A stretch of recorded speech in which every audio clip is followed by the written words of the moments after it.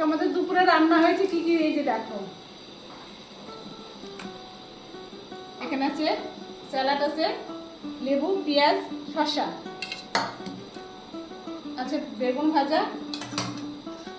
আর সব মিলে একটা মাছের মাথা দিয়ে, এটা ঠিক ঘন্ট না, এটা ছ্যাঁচড়া টাইপের, শুকনো শুকনো আর কি। আর এখানে হচ্ছে ডাল,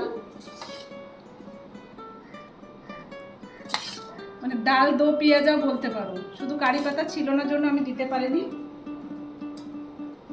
আর এখানে মাছের ঝোল,